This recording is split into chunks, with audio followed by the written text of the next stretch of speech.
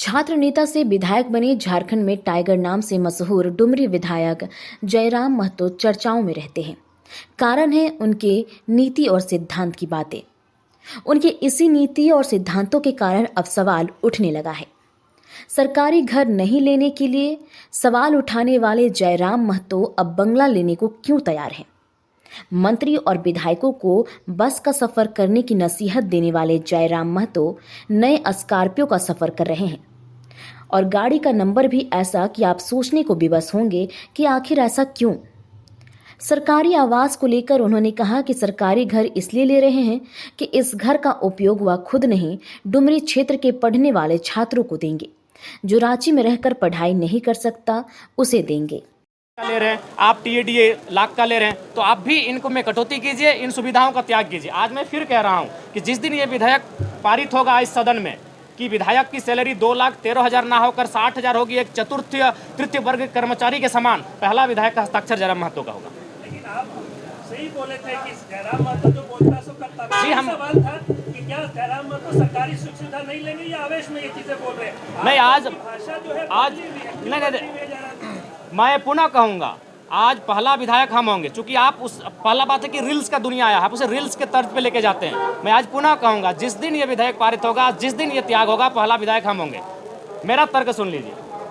आज अगर आप बात करें तो 4,32,00,000 के लागत से ये आवास बना है। अगर जयराम महतो नहीं लेता है तो आपको जानकारी होना चाहिए, आज इस राज्य में कई ऐसे मंत्री हैं जो लगभग 2 आवास लेके बैठे हैं, 3 आवास लेके बैठे हैं। तो जाहिर सी बात है किसी वीआईपी के पास चला जाएगा। और ये राज्य जहाँ के छात्र काफ़ी परेशान है, जहाँ के छात्र बड़ी संघर्ष के साथ रांची में आके रह रहे हैं, तो मैं सोच रहा हूँ, मैं एक नया प्रयोग करने जा रहा हूँ। मैं अपने आवास को ऐसे छात्र जो डुमरी विधानसभा से, धनबाद बोकारो जिला से चलकर आके रांची में रहते हैं, उनके हवाले रहेगा।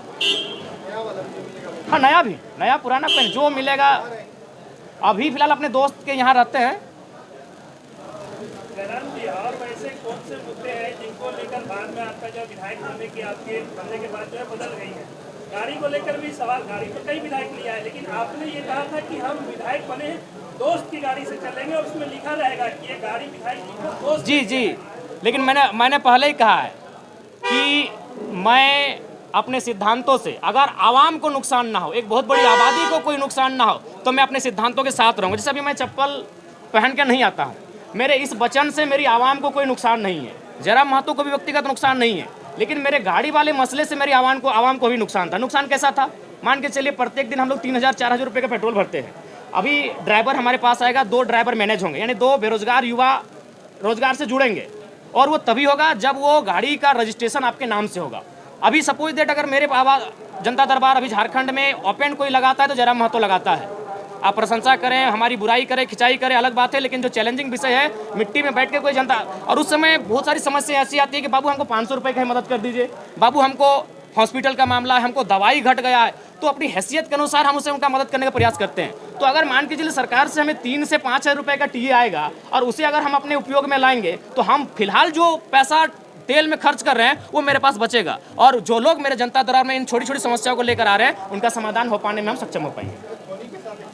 नहीं, वो फेक है। और हम चाहेंगे मीडिया बंधु इस तरह का सवाल बिल्कुल आप लोग भी एक बार थोड़ा जांचें। धोनी जी से हमारी कोई मुलाकात नहीं हुई है, लेकिन ऐसा नहीं कि मुलाकात नहीं करना चाहते, हम भी उनका बहुत बड़ा समर्थक हैं, और बिल्कुल उनके छक्कों के, उनकी कैप्टेंसी के, उनके हर एक कार्य के हम भी प्रशंसक हैं। अगर कभी मिलेंगे तो हम अपने पोस्ट पे खुद सार्वजनिक करेंगे कि आज हम धोनी से मिले। सीसीएल में क्वार्टर को लेकर जो है आपका